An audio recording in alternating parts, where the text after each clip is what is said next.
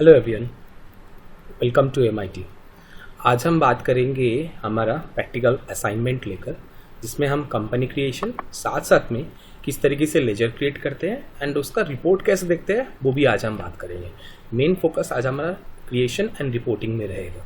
ठीक है, चले आगे बढ़ते हैं फिर क्लास के लिए। तो हम एक टैली में नया कंपनी क्रिएट कर लेते हैं। टैली हमने ओपन कर लिए, एक कंपनी हमने क्रिएट करते हैं और इसका नाम हम रख देते हैं असाइनमेंट 1। ओके, एड्रेस हम लेते हैं Manmarg, Alwar, state Rajasthan, pin code हमने एंटर कर दिए।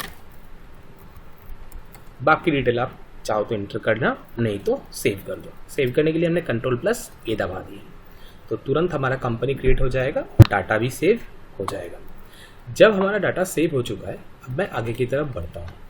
अब मैं जाता हूँ लेजर क्रिएशन के लिए। आपको पता है ऑलरेडी, अगर मुझे एक एक करके लेजर क्रिएशन करना है तो अकाउंट इन्फो में हम जाएंगे, मास्टर के अंदर यहाँ से लेजर्स में जाएंगे और लेजर में जाकर क्रिएट करेंगे तो सिंगल सिंगल एक एक करके लेजर क्रिएट होगा। आज मैं एक एक की जगह मल्टीपल एक साथ सारे लेजर कैसे क्रिएट होगा वही मैं आपको दिखाने जा रहा हूँ। मैं स्केप करके बाहर आया, बाहर आने के बाद लेजर्स में दोबारा गया और यहाँ पर मल्टीपल लेजर क्रिएशन विंडो में चले गए। ये देखो यहाँ पर लिखा हुआ है मल्टी लेजर क्रिएट डिस्प्ले या ऑल्टर। हमने क्रिएशन विंडो में चले गए। क्रिएशन में जाती सबसे ऊपर ये पूछ रहा है अंडर ग्रुप, किस पर्टिकुलर ग्रुप के अंदर ये लेजर आप बनाना चाहते हैं।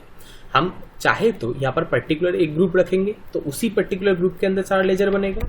अगर आप एक ही ग्रुप के अंदर मल्टीपल लेजर बनाना चाहते हो तो पर्टिकुलर ग्रुप आप सिलेक्ट कर सकते हो। बट मैं यहाँ पर ऑल आइटम लेके चल रहा हूँ ताकि कोई भी टाइप का लेजर हो वो यहाँ से क्रिएट हो सके। चलो हम एक एक करके लेजर क्रिएट करते हैं। देखो यहाँ पर सबसे पहले लिखा हुआ है परचेज 1,50,000 है ना, तो हमने यहाँ पर बना दिया परचेज। अंडर किस में रहेगा, परचेज अकाउंट के अंदर। अमाउंट कितना था, 1,50,000। कौन सी बैलेंस होगा, डेबिट या क्रेडिट, आपको पता है एक्सपेंस है तो डेबिट लेजर ले लिया। नेक्स्ट था परचेज रिटर्न। आप देख लो चाहे तो यहाँ पर ये देखो परचेज रिटर्न था कितने रुपए, 10,000 रुपये था, है ना, और ये माइनस फिगर में है ना, तो यहाँ पर हम लिख देंगे अंडर तो परचेज ही और अमाउंट डालेंगे 10,000, है कि नहीं। और अमाउंट डालते ही देखो ये डेबिट ले लेगा, बट आपको ये डेबिट नहीं करना क्योंकि ये परचेज रिटर्न है। परचेज डेबिट हुआ था तो परचेज रिटर्न को आपको क्या करना पड़ेगा, क्रेडिट। बिल्कुल सही, तो मैंने क्रेडिट कर दिया। नेक्स्ट आपका चले जाते हैं कैरेज इन, जहाँ पर 5,000 रुपये दिखा रखा है तो मैंने लिख दिया कैरेज इन। अंडर डायरेक्ट एक्सपेंसेस कितना, 5,000 रुपये। कौन सी बैलेंस, डेबिट बैलेंस, डेफिनेटली सही। नेक्स्ट रॉयल्टी है कितना, 10,000, लिख दो रॉयल्टी। डायरेक्ट एक्सपेंस में कितना, 10,000। नेक्स्ट हम देख लेते हैं क्या है, वेजेस 15,000 रुपये है तो वेजेस डायरेक्ट एक्सपेंसेस के रूप में हमने ले लिए इसको और अमाउंट डाल दिया हमने 15,000। नेक्स्ट हमारा जो लेजर है वो हम देख लेते हैं। हमारा ट्रेडिंग का डेबिट साइड का सारा कंप्लीट हो गया। अब सेल्स एंड सेल्स रिटर्न और ग्रॉस प्रॉफिट आपको बनाने की जरूरत नहीं, ऑटोमेटिक आ जाएगा पीएल में, है ना। तो सेल्स में मान लो यहाँ पर लिखा हुआ है 2,50,000, लिख देते हैं हम sales. Under sales account 2,50,000, obviously credit रहेगा क्योंकि सेल हमारा इनकम है और इनकम का बैलेंस हमेशा क्रेडिट होता है कि नहीं। सेल्स रिटर्न लिखा हुआ है 15,000 रुपये, अंडर सेल्स ले लिया 15,000 रुपये, डेबिट। ये मैं इसलिए बना रहा हूँ ताकि आपको दिख जाए कि यहाँ पर balance sheet profit and loss किस तरीके से बनता है, ठीक है। बट आप जब किसी कंपनी का काम कर रहे हैं, in beginning of the period अगर आप करते जाएंगे, मतलब शुरुआत में करने जाएंगे, तो सिर्फ आपको बैलेंस शीट ही एंटर होता है, मतलब बैलेंस शीट एलिमेंट्स यानी एसेट एंड लायबिलिटी एंटर होता है। कोई एसेट या लायबिलिटी छोड़ के बाकी जो एक्सपेंस या इनकम होता है ये कभी एंटर नहीं होता। आप लेजर बना सकते हैं बट इसका ओपनिंग बैलेंस एंटर नहीं हो सकता। क्यों, क्योंकि वो ऑलरेडी प्रॉफिट एंड लॉस में जाके उस साल में, पिछले साल में वो क्लोज हो चुका था, ठीक है ना। बट आपको मैं दिखाने के लिए ये बैलेंस एंटर करके दिखा रहा हूँ, ठीक है, क्योंकि हम अभी कोई एंट्री पास नहीं कर रहे हैं, अभी सिर्फ लेजर क्रिएट कर रहे हैं और लेजर के अगेंस्ट में ही बैलेंस एंटर कर रहे हैं। ओके, तो सेल्स रिटर्न हो गया हमारा। नेक्स्ट हम प्रॉफिट एंड लॉस में आता है। प्रॉफिट एंड लॉस में देखो पहला दिखा रखा है सैलरी, लिख दिया मैंने salary. Under inward expenses amount कितना है देखो एक बार, 55,000, debit balance. Discount allowed 25,000,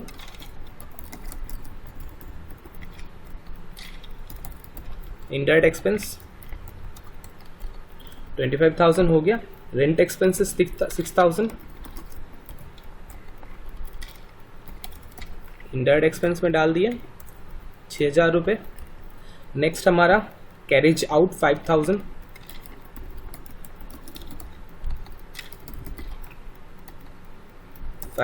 enter कर लिया हमने। नेक्स्ट हमारा इलेक्ट्रिसिटी एक्सपेंस 7,000,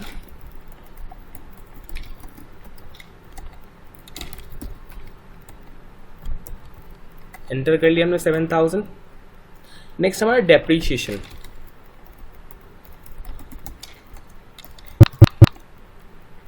इंटरनेट एक्सपेंस में डाल देते हैं, कितना रुपए है 8,000। ओके, तो ये डेबिट साइड मेरा सारा एंटर हो गया। अब क्रेडिट साइड में देखो यहाँ पर 3 लिखा हुआ है, एक तो इंटरेस्ट रिसिप्ट, एक कमीशन रिसिप्ट, एक डिस्काउंट रिसिप्ट। चलो कर लेते हैं। इंटरेस्ट रिसिप्ट 25,000, इंडायरेक्ट इनकम में ले लेते हैं हम 25,000, क्रेडिट आ गया ऑटोमेटिकली। नेक्स्ट हमारा है कमीशन रिसिप्ट, इंडायरेक्ट इनकम में डाल देते हैं, कितना है 20,000। नेक्स्ट हमारा था discount receipt, indirect incomes 15,000, enter कर दिया। यहाँ तक मैंने सारा एंटर कर दिया। अब हमारा बैलेंस शीट में जाना है, बैलेंस शीट एंटर करना है। तो बैलेंस शीट एंटर करने के लिए मैं एक काम कर लेता हूँ, इसको थोड़ा छोटा कर लेता हूँ ताकि मल्टी विंडो में ये काम मैं करके दिखा सकूँ, बट इसमें लिखावट थोड़ा छोटा हो जाएगा, देखने में हो सकता है आपको थोड़ा प्रॉब्लम हो।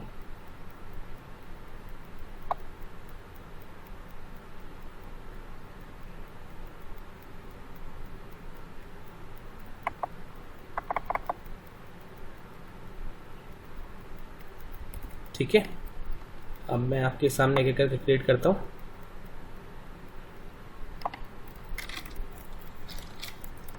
Ram's capital, under capital account 15,50,000 credit है, बिल्कुल सही। ड्राइंग, ये भी अंडर कैपिटल ही होगा, बट इसका बैलेंस 50,000 रुपये जो है वो हम कर देंगे डेबिट, है कि नहीं, ताकि डेबिट बैलेंस हो जाए। नेक्स्ट प्रॉफिट एंड लॉस का बैलेंस हमें यहाँ से डालने की जरूरत नहीं है, ऑटोमेटिक आ जाएगा, छोड़ो इसका। नेक्स्ट हमारा बाकी जो है ऑल टाइप करके देख लेते हैं। Loan from SBI secured loan में है 51,000,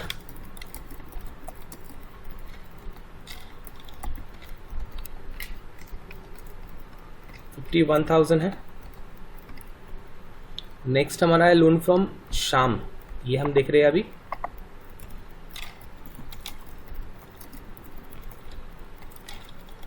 अनसिक्योर्ड लोन, अमाउंट था 50,000। नेक्स्ट हम देख लेते हैं हमारा कवि सन्ड्री क्रेडिटर 20,000, कवि है 10,000। ये बिल वाइज बैलेंस के लिए पूछ रहा था, मैंने अभी कुछ एंटर नहीं करा। रवि है 20,000,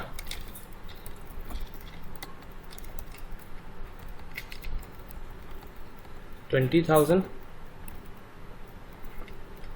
एक OCC है, मतलब बैंक OD है, IDBI बैंक का 20,000,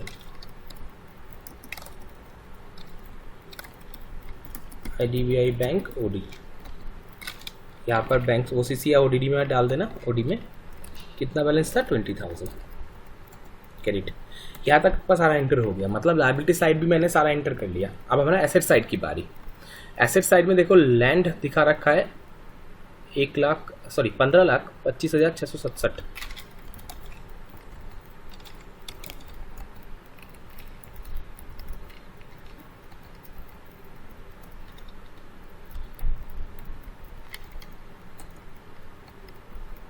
हो गया। नेक्स्ट हमारा plant and machine,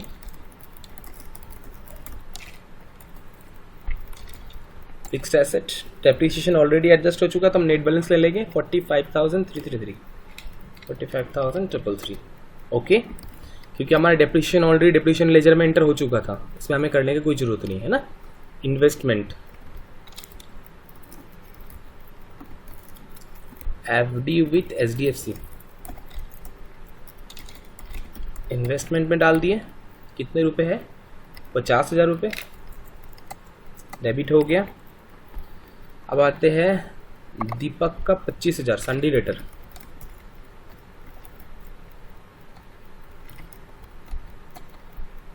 bill wise को हमने कुछ नहीं करे। दीपक के बाद है मोहित 10,000,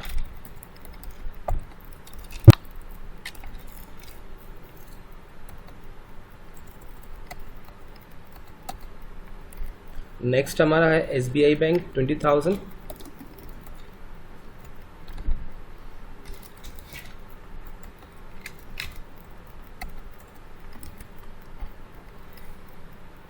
नेक्स्ट हमारा एक कैश 39,000। बट कैश का लेजर अभी यहाँ पर एंटर नहीं होगा क्योंकि कैश ऑलरेडी हमारे पास बना हुआ है, तो हम कैश का कैसे एंटर करेंगे, मॉडिफाई करके, है ना। तो हम इसको एक्सेप्ट कर लेते हैं, एक्सेप्ट कर लिया, हमारा ये क्रिएट हो गया। अब एक काम करते हैं, ऑल्टर कर लेते हैं हमारा कैश लेजर को और कैश का बैलेंस एंटर कर देते हैं। कितना था कैश का बैलेंस हमारा, 39,000। अच्छा, प्रॉफिट एंड लॉस में बैलेंस डालने की जरूरत नहीं क्योंकि आपका प्रॉफिट एंड लॉस अपने खुद ने यहाँ पर बनाए हो, तो उसका बैलेंस ऑटोमेटिकली चला जाएगा कहाँ पर, आपका बैलेंस शीट के अंदर, है ना। तो चलो ये सारा हमने लेजर्स क्रिएट कर लिए। अब हम एक बार देखना चाहो तो आप देख सकते हो अकाउंट इन्फो लेजर्स, या ऐसे ऑल्टर में जाके देखो, ये सारा लेजर्स आप लोगों ने क्रिएट किया अभी तक, है ना। ये सारा लेजर्स आपका क्रिएट हो चुका है। अब हम रिपोर्ट देखना चाहते हैं एक एक करके। चलो, तो सबसे पहले हम रिपोर्टिंग स्टार्ट करते हैं बैलेंस शीट से। हम बैलेंस शीट रिपोर्ट आपको पहले दिखाते हैं। बैलेंस शीट कहाँ से दिखेंगे, यहाँ पर रिपोर्ट्स में बैलेंस शीट में चले जाते हैं और ऑल्ट F1 देखते हैं डिफरेंस, मतलब डिटेल देखने के लिए। ऑल्ट F1 दबाए तो आपको यहाँ पर डिटेल बैलेंस शीट रिपोर्ट दिखना स्टार्ट हो गया। अच्छा, बैलेंस शीट में यहाँ पर कुछ समथिंग 45,000 का डिफरेंस दिखाना स्टार्ट कर दिया। इसका मतलब कुछ ना कुछ गड़बड़ी है ना। तो हम एक बार देख लेते हैं हमारे क्या गड़बड़ी है, कैसे हम मैच करेंगे। ये चीज़ देखने के लिए आप चाहो तो यहाँ से भी बैलेंस शीट के ऊपर मैच करके देख लो। बैलेंस शीट में 17,15,000 आ रहा है बैलेंस, टोटल 17,50,000 आ रहा है जबकि, है ना। तो हम एक बार देख लेते हैं।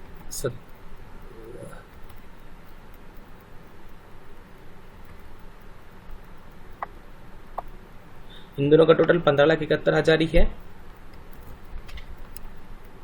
अब देख पा रहे जैसे 15,75,000 भी है, 50,000 इन्वेस्टमेंट भी है ना। तो हम देख लेते एक बार, ये तो हमारा मैच हो ही गया था, 50,000 इन्वेस्टमेंट भी है। बट देखो ये लोन एंड एडवांस 35,000 रुपये है जो हमारा बैलेंस शीट में कहीं भी शो नहीं हो रहा है, ठीक है। आप ये चीज़ यहाँ से भी देख सकते हो, या तो चाहो तो आप ट्रायल बैलेंस रिपोर्ट से भी ये मैचिंग करवा सकते हो। कैसे करवाओगे ट्रायल बैलेंस में मैचिंग, बाहर आ जाओ, सीधा यहाँ से चले जाओ डिस्प्ले मेनू के अंदर, डिस्प्ले मेनू से आ जाओ ट्रायल बैलेंस, ये आपका ट्रायल बैलेंस रिपोर्ट आ गया। ऑल्ट F1 करेंगे तो आपको डिटेल दिखाना शुरू करेगा। यहाँ पर आप लेजर वाइज एक एक लेजर को चेक करके देख सकते हो, है ना। और यहाँ पर आपको डिफरेंस किस साइड है वो यहाँ बता देगा। जैसे यहाँ पर दिखा रहा है अभी मेरा डिफरेंस जो है वो यहाँ पर क्रेडिट साइड में 45,000 रुपये ये डिफरेंस दिखा रखा है कि नहीं। तो चलो हम उसको एंटर करके आते हैं, जो हमारा गलती था कौन सा, एडवांस गिवन टू हरी, बिल्कुल सही। अब इसको एंटर करो, कहाँ से एंटर करोगे, अकाउंट इन्फो लेजर क्रिएट करता हूँ।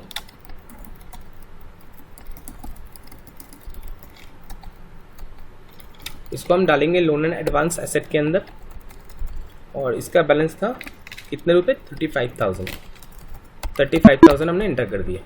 अब एक बार दोबारा से हम हमारा बैलेंस शीट देखना चाहते हैं, है ना, ताकि हमें पता लग जाए कि बैलेंस शीट में अब भी कोई डिफरेंस है कि नहीं है। तो हम देख पा रहे हैं हमारे पास यहाँ पर एक छोटा सा बैलेंस में कैपिटल में एक गड़बड़ी था। कैपिटल में आपका अमाउंट जो था वो कुछ गलत दिखा रखा था, तो अभी मैंने बैलेंस को मैच करके यहाँ पर सही करवा दिया। इसका 16,30,000 आपका बैलेंस है ना। हम एक बार देख लेते हैं हमारे बैलेंस शीट में सही दिखा रहा है क्या। तो बैलेंस शीट में हमारा 15,50,000 था, इसको मैं मॉडिफाई कर लेता हूँ। यहीं पर बैठे बैठे कंट्रोल एंटर दबा के मैंने मॉडिफाई किया है। ये भी आपने सीख लिया कि एक लेजर को मॉडिफाई कैसे करना है। और लेजर को बैलेंस को मैंने कर दिया 16,30,000, तो 16,30,000 मैंने कर दिया। तो आपका बैलेंस अब दिखना शुरू हो जाना चाहिए। बिल्कुल देखो जैसे कि दिख रहा है आपका 16,30,000 आपका कैपिटल था, जिसमें से ड्राइंग 50,000 माइनस हो गए। टोटल बैलेंस नेट बैलेंस जो आ गया लायबिलिटी में कैपिटल में 15,80,000, मतलब लायबिलिटी में कैपिटल के अंदर आपको दिखा रहा है 15,80,000, वही आपका यहाँ पर 15,80,000 भी है। एंड रिजर्व एंड सरप्लस में आपका 19,000 दिखा रहा था, वही बिल्कुल सही है क्योंकि प्रॉफिट एंड लॉस में 19,000 बैलेंस आपका ऑलरेडी, आप चाहे तो प्रॉफिट एंड लॉस यहाँ से भी देख सकते हैं। तो इस तरीके से हमने हमारा profit and loss and balance sheet का रिपोर्ट यहाँ से देख सकते हैं। अब हम बाकी चीज़ों को लेकर बात करते हैं।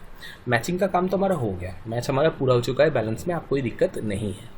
अब हम आपको बात करते हैं कि बैलेंस शीट में क्या क्या रिपोर्ट हम लोग देख सकते हैं और किस तरीके से देख सकते हैं।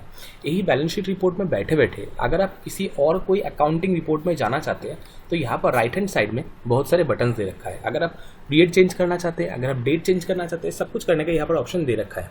जैसे सपोज करो अगर इसी रिपोर्ट को मैं कंडेंस्ड रिपोर्ट में देखना चाहता हूँ तो कीबोर्ड से ऑल्ट F1 दबाओगे तो ये कंडेंस्ड रिपोर्ट आपके सामने आ जाएगा। दोबारा ऑल्ट F1 दबाओगे तो ये डिटेल रिपोर्ट दिखाएगा। तो डिटेल या कंडेंस देखना है तो आपके लिए शॉर्टकट की है ऑल्ट F1। अगर आप पीरियड चेंज करना चाहते हो तो F2 दबा के आप पीरियड बोल सकते हो। जैसे मैंने 1/4 से लेकर 31/3 तक देख लिया अभी, तो 1/4 से लेकर 31/3 का रिपोर्ट दिखा रहा है। अगर आपको पर्टिकुलर किसी और पीरियड का देखना है तो और पीरियड का आप देख सकते हो। जेहेतु यहाँ पर कोई अभी एंट्री नहीं है तो और पीरियड चेंज करके कोई आपका फायदा नहीं है, एक ही रिपोर्ट दिखाएगा।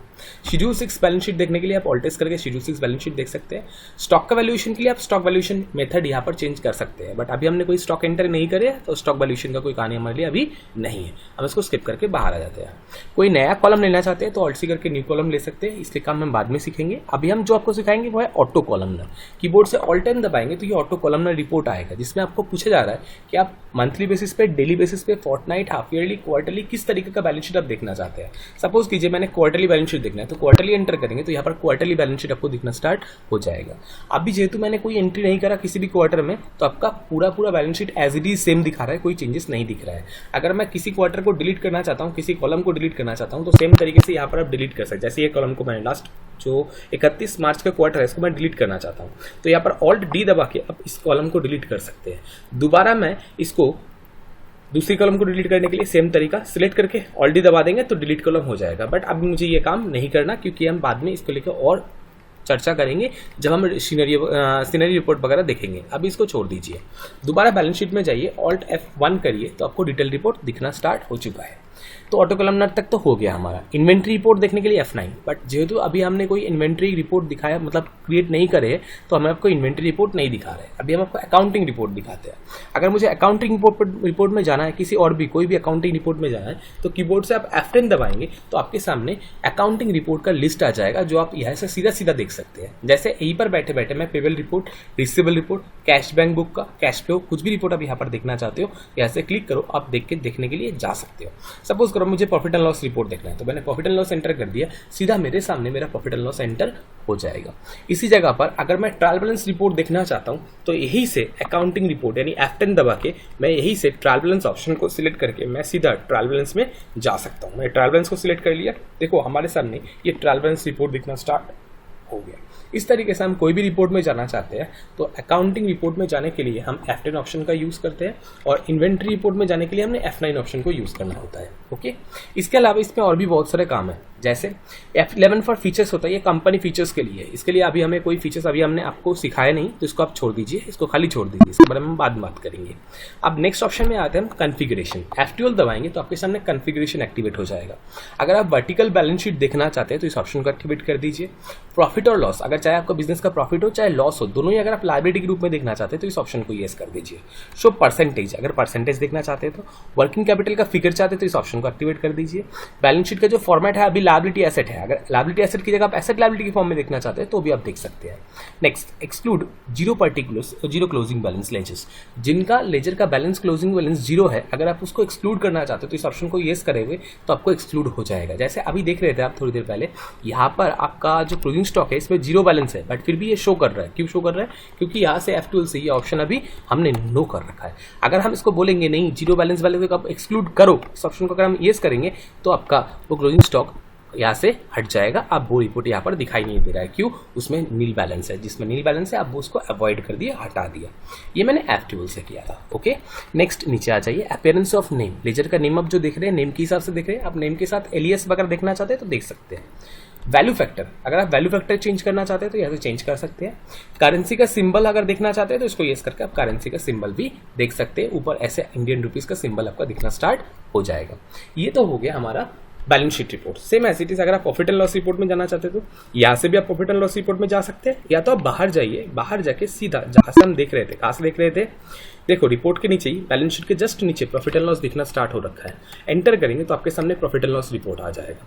सेम एज इट इज तरीके से अगर मैं रेशियो रिपोर्ट देखना चाहता हूँ तो ऐसे रेशियो एनालिसिस रिपोर्ट में चले जाइए, तो आपका सारा रेशियो जितना भी काम का रेशियोज होते हैं नियर अबाउट यहाँ पर सारे यहाँ पर निकाल कर दिखा रखा है। आप किसी भी रेशियो को देखने के लिए आप यहाँ पर देख सकते हैं। जो आपको बैंक से ज़्यादातर केस में मांगा जाता है वो रेशियोज भी आपको यहाँ पर अवेलेबल है।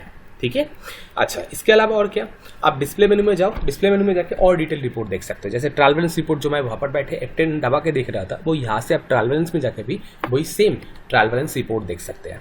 ट्रायल बैलेंस में नॉर्मली क्लोजिंग बैलेंस दिखाता है। आप क्लोजिंग के साथ साथ अगर ओपनिंग देखना चाहते हो तो वही सेम तरीका कन्फिगरेशन में जाके यानी F12 में जाके आप ये कन्फिगरेशन चेंजेस कर सकते हो। ये देखो यहाँ पर बोल रखा है शो ओपनिंग बैलेंस, हमने बोल दी यस। शो ट्रांजेक्शंस, अगर आप ट्रांजेक्शन देखना चाहते हो तो इस ऑप्शन को यस करिएगा, नहीं देखना चाहते हो नो कर दीजिए। नेट ट्रांजेक्शन ओनली, यानी डेबिट क्रेडिट एडजस्ट होकर जो नेट बैलेंस होगा अगर आप वही देखना चाहते हो तो इस ऑप्शन को यस करिएगा, ठीक है, अदरवाइज इसको नो रहने दीजिए। क्लोजिंग बैलेंस बिल्कुल दिखा रहा है। परसेंटेज अगर देखना चाहते हो देख सकते हो। अपीयरेंस ये स्टाइल आप अपने हिसाब से सेट कर लेना। वैल्यू फैक्टर आप देख लेना। करंट सिंबल देखना है तो देखना, नहीं सॉर्टिंग अगर अपने हिसाब से आप करना चाहते हो तो सॉर्टिंग भी कर सकते हैं।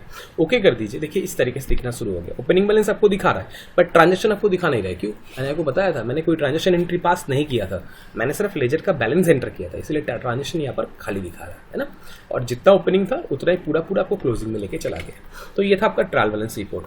इसके अलावा डे बुक, जब आप एंट्रीज करेंगे उसको देखने के लिए हम डे बुक में जाते हैं, वो हम बाद में बात करेंगे। अकाउंटिंग बुक में जाके आप पर्टिकुलर लेजर्स को भी देख सकते हैं या कैश बैंक बुक रिपोर्ट देख सकते हैं। कैश बैंक बुक में जाइए, कैश का कितना बैलेंस है, आपका बैंक का कितना बैलेंस है, वो यहाँ पर आपको दिख जाएगा कैश बुक बैंक के अंदर से।